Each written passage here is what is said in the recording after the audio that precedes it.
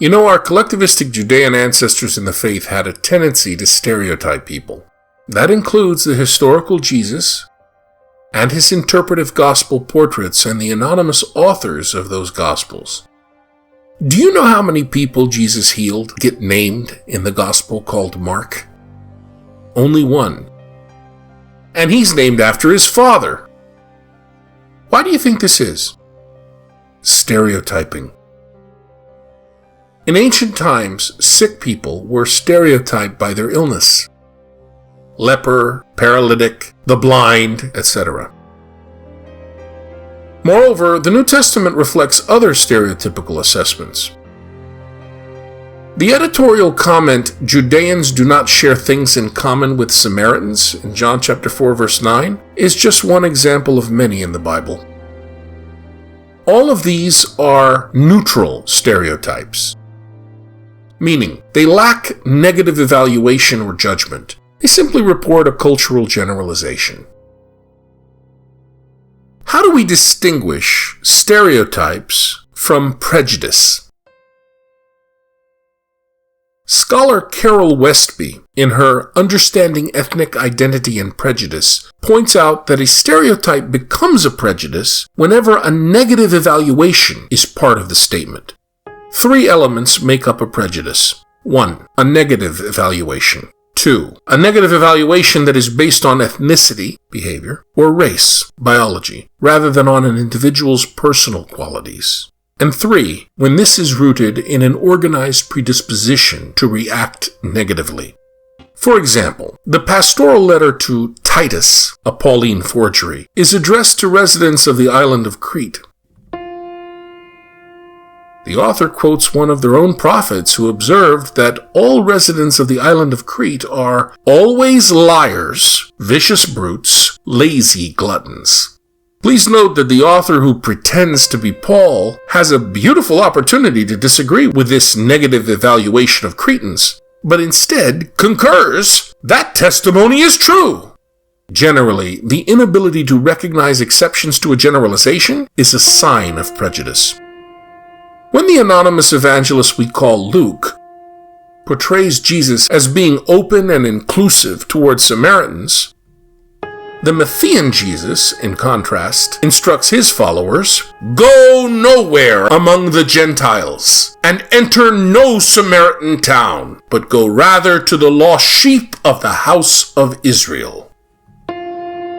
Critical scholarship accepts that traditions about Jesus were more likely improved and polished than demeaned as time passed.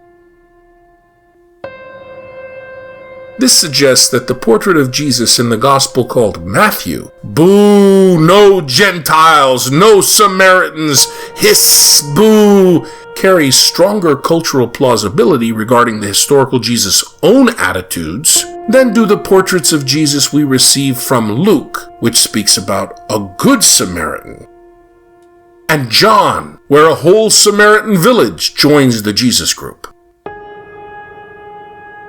Generally speaking, the New Testament bears out the impression that stereotypes often spilled over into prejudice.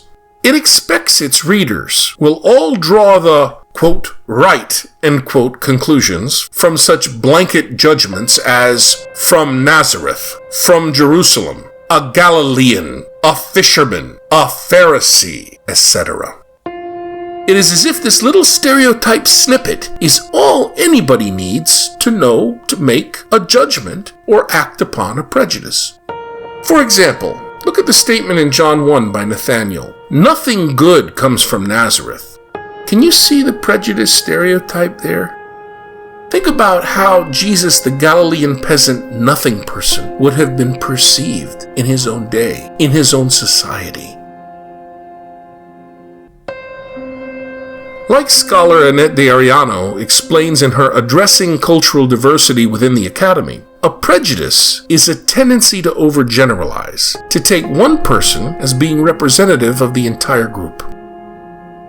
Taking into account idiosyncratic variables by class, geography, migration history, and the like helps overcome prejudice. Jesus himself appears to make a breakthrough in his own culturally learned prejudice by recognizing that the Syrophoenician Gentile woman's skill in insulting surpassed his. Jesus was beaten in a Middle Eastern argument, the game that he mastered. By this foreign woman he stereotyped as Gentile dog. But, beaten by her at his own game of Middle Eastern insulting and argument, Jesus was able to see past his generalizing to the merits of this individual and granted her request for healing. Folks, does the fact that Jesus called this foreign woman a dog make him racist? No. To speak of race and racism in the time of Jesus is anachronism. But to imagine that Jesus was simply unsusceptible to prejudice stereotyping as if he were somehow chemically isolated from enculturation and socialization by his society is not only historically and anthropologically ignorant, theologically speaking, it is docetic also. Being human means we are all of us vulnerable to prejudices and also capable of overcoming them. Recognizing he lost in the challenge and repost social game to this foreign woman, Jesus overcame, and he unlearned what he had learned. My friends, if seeing Jesus this way shocks and offends you, if it makes you balk at being Christian given that you find yourself more woke than Jesus, allow me to caution you against the danger of presentism. Because to expect first century people to have refined 21st century ethical sensibilities in every aspect of life, to expect Jesus and the apostles to perceive and consider reality just like we do in our post-enlightenment, post-industrial Western world, to expect them to be our idealized autobiographies is both stupid and unfair.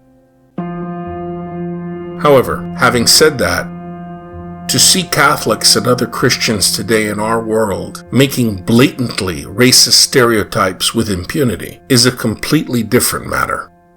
If you want to know what Trump campaign staffers think about you, just watch Fox News, like this weekend when they gushed over Donald Trump's new ploy for money, a limited edition series of gaudy gold $400 Trump sneakers. And like they always do on Fox, somebody said the quiet part out loud on what the big sneaker strategy is really all about. Even the sneaker thing. I was on social media last night. Very interesting as you see black support eroding from Joe Biden. This is connecting with black America because they love sneakers. They're into sneakers. They love this is a big deal, certainly in the inner city. So when you have Trump roll out his sneaker line, they're like, wait a minute, this is cool. He's reaching them on a level that defies and is above politics. The culture always trumps politics. And Trump understands culture like no politician I've ever seen. Seriously? Why didn't I think of this when I ran the RNC? Let's see. Black folks love sneakers, and we can paint them gold. This can't miss. Trust me, it's a big miss. And they ugly as hell. According to Arroyo, black people now think that Trump is cool because he's hawking these hideous, overpriced kicks.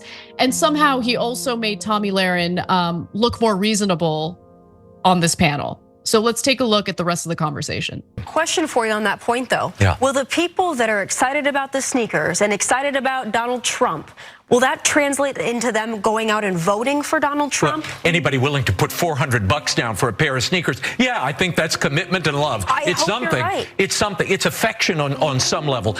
I don't think this is just for collectors. It's for people who want Donald Trump brand sneakers. That, again, he's connecting on a different level. And that. I hope he brings new voters into the fold, though, because I have a feeling the people that are going to go buy the $400 sneakers were probably going to vote for Trump anyway. He's not even speaking as a sneaker expert. The hilarious part is he's speaking as an expert on black people. Look at him. I know. Okay, so Eddie Munster's telling us. Now listen, I know black people really well. They love sneakers. Oh, do they? God. Do they? But it's okay. So by this putting is the out thing. $400 sneakers, black people will love Trump. I mean, he really said that. I know. That's unbelievable. They don't know anything about black people. I don't know that he's ever met a black person in his life. World over live, indeed. Imagine working at a parish in Broward County, Florida, where 2 of your Haitian young adult leaders, together with 4 of their cousins, have devoted 5 days of their week to work tirelessly to support a parish fundraiser, only to have the parish organizers of the carnival flippantly use the N-word and laugh about it. Imagine complaining to the Irish pastor of this community, an incarnation of the emperor with new clothes mixed up with a senile King Lear, retorting that he does not trust people who refuse to look him in the eye, and who himself refuses to understand that for some cultures, like the Haitian culture, eye contact is a sign of disrespect. And imagine that pastor being outraged and threatening to terminate the young adult coordinator for daring to rock the boat and causing problems in this regard by bringing this unpleasant topic up. Is this kind of behavior acceptable? Imagine parish accountants screaming the N-word multiple times daily in parish offices, calling employees that word because of salaries which don't measure up to what she considers to be what a man should really be making. Is that acceptable? Do you think that that doesn't happen? Wake up.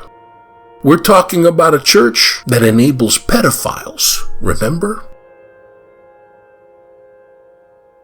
Imagine a fanatic working in an archdiocesan pro-life movement, going around collecting collegians' emails against the college campus minister's express wishes, who has already instructed this political vampire not to do it, but he goes on doing it. Now imagine that pro-life Dracula emailing the collegians photographs of the then Democratic nominee Barack Obama caricatured as a monkey. Imagine now the campus minister complaining about this to the head of the Respect Life office, and her shrugging her shoulders, rolling her eyes, and answering, "There's nothing we can do." Imagine after a Bible study, you go to dinner with a Catholic lawyer who finishes his meal by attempting to toast the assassination of President Barack Obama.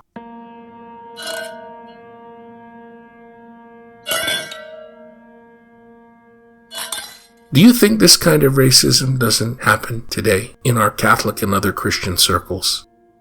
Folks, Lent and Catholicism is not about eating fish on Fridays. Don't be stupid. It's a time of metanoia, of repentance in the most authentic sense of the word, putting on a new mind, changing the heart. But if we cannot even see ourselves as we truly are, how can we ever hope to change?